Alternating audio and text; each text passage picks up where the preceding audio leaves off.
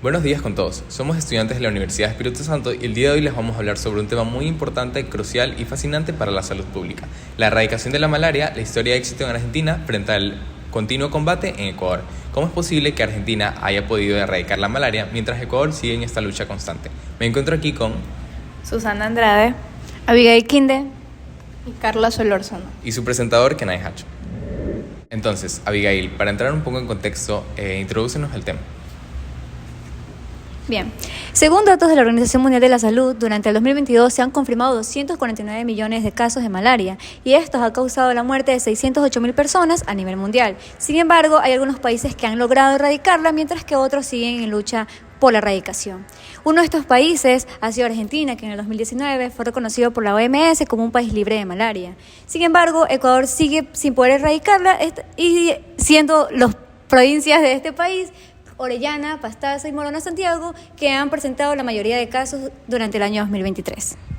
Por otro lado, el camino para que Argentina logre alcanzar este triunfo no fue nada fácil, ya que le tomó 50 años. Para ello, debieron implementar estrategias en sus planes de acción y así lograr un objetivo, como capacitar a los trabajadores de salud, el poder diagnosticar de forma temprana la enfermedad, utilizando diferentes métodos de diagnóstico. Para introducirnos un poco más en la historia del paludismo en Argentina, este ha estado presente desde la época del virreinato, el cual afectó principalmente a las tropas independentistas. Luego estuvo en la guerra contra Paraguay, en el que afectó a 2/3 del ejército argentino. Por último, a inicios del siglo XIX y a finales del siglo XX, se pudo eliminar posibles criaderos y además utilizar como tratamiento a la quitina. Bueno, Kenai, ¿nos puedes comentar un poco cómo Argentina logró erradicar esta enfermedad?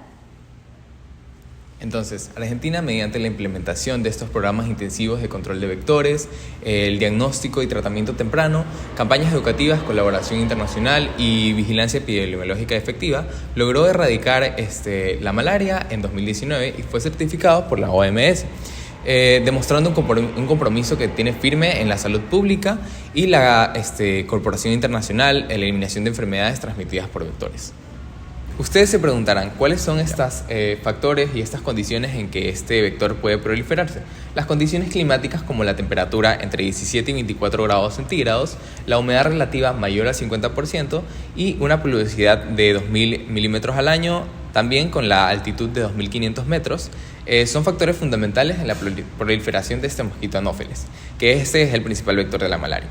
En Ecuador, como conocemos, existen extensas áreas de clima de bosque tropical húmedo con condiciones ideales para la reproducción de este mosquito. Las regiones costeras y amazónicas son particularmente vulnerables debido a sus altas temperaturas y una humedad elevada durante todo el año. Además, la estación lluviosa coincide con los meses de mayor calor de una manera predominante. Entonces, Susana, ¿podrías comentarnos más acerca de lo que está sucediendo en Ecuador? Por supuesto. El riesgo de la malaria es un problema que existe durante todo el año, sobre todo en aquellas zonas por debajo de los 1.500 metros de altura, y suele ser moderado en aquellas provincias costeras. Tenemos los porcentajes de casos: Plasmodium vivax con un 67% de casos reportados, y en el caso de Plasmodium falciparum representa el 33%. Vamos a encontrar las provincias más afectadas. En el caso de Plasmodium vivax, en la región amazónica vamos a tener a Morona Santiago, Pastaza y Orellana, y también sucumbidos. En el caso de Plasmodium falciparum va a ser más predominante también en la parte de la región costa, en Esmeraldas, y en la región amazónica también se va a encontrar en Pastaza y en Morona Santiago. Afecta sobre todo a aquellos hombres que tienen edad para trabajar en zonas rurales. Ha existido un aumento de casos desde el 2015 hasta el 2021 de 2.190 casos. Hay diferentes factores que contribuyen a su aumento, y no solamente es que la variedad de especies que existen en cuanto a sus vectores, sino también la parte socioeconómica y la parte de la atención médica. Carla, ¿nos podrías hablar acerca de las acciones que ha emprendido el Ministerio de Salud y si estas han tenido resultado? Claro, el Ministerio de Salud ha emprendido acciones desde la identificación y localización de áreas donde hay una mayor transmisión de este mosquito, que la mayoría hay que tener en cuenta que suelen ser de áreas de difícil acceso. Y entre las acciones en sí puestas a cabo, primero se abastecieron de pruebas de control de diagnóstico rápido, además de un abastecimiento muy grande de medicamentos para que las personas lleven a cabo una terapia de fármacos. También hay que tener en cuenta que se compraron muchos toldos y estos estaban impregnados con insecticidas que suelen ser de larga duración, además de insecticidas para un rociado y matar en sí al vector.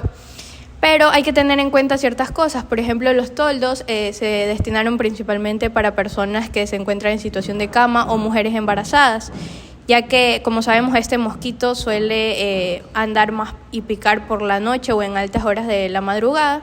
Pero hay que tener en cuenta que todos somos vulnerables ante esta enfermedad. Entonces es así como podemos ver que no han habido tantos resultados, ya que del año 2002 al 2014 se registraron 202 casos, pero en el año 2018 esto aumentó mucho los casos con 1.616 y para el año 2019 hay un total de 1.805 casos reportados. Y esto nos lleva hasta el año 2021, donde hubo un aumento muy grande, como podemos observar, de 2.327 casos, lo que nos podría dar como conclusión de que en sí no tienen un resultado favorable para el control de esta enfermedad. Teniendo en cuenta estos datos, ¿creen que la delincuencia tenga que ver o haya influenciado en algo de que Ecuador no haya podido erradicar la malaria por completo? Bien.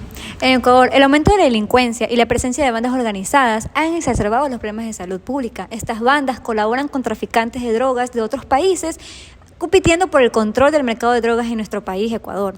La extorsión también ha seguido aumentando. Ante esta escalada de la inseguridad a nivel nacional dentro del país, se calcula que aproximadamente un centenar de estos profesionales de la salud, incluyendo los médicos y enfermeras, han renunciado a sus puestos o se han ausentado por largos periodos debido al miedo de ser víctimas de ataque. Eso afecta sobre todo a los centros y subcentros de la salud, como es en la zona 1, la cual es Carchi, Esmeraldas, Imbabura y Sucumbíos, que es la más afectada con solo 480 profesionales, trabajadores, de los 2.181 que se necesita. Incluso en Quito y Guayaquil, los centros y subcentros de salud no tienen ni el 50% de los trabajadores y personal para funcionar de manera óptima.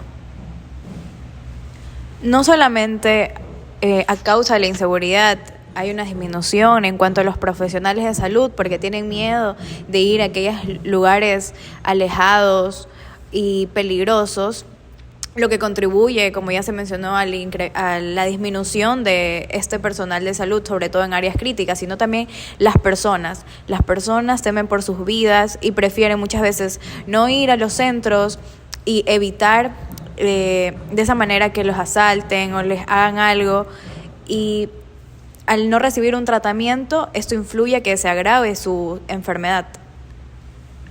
Creo que también debemos tener en cuenta que la violencia y el control de las bandas también va a provocar desplazamientos de la población y esto va a crear condiciones de hacinamiento, lo cual puede afectar más a la propagación de estas enfermedades. Y finalmente creo que podemos ver que estos factores combinados van a explicar por qué Argentina ha logrado con éxito erradicar la malaria, mientras que Ecuador aún sigue enfrentando problemas en este sentido. Bueno, y agradecemos a todos ustedes que nos están viendo y ese ha sido el capítulo de hoy en nuestro podcast.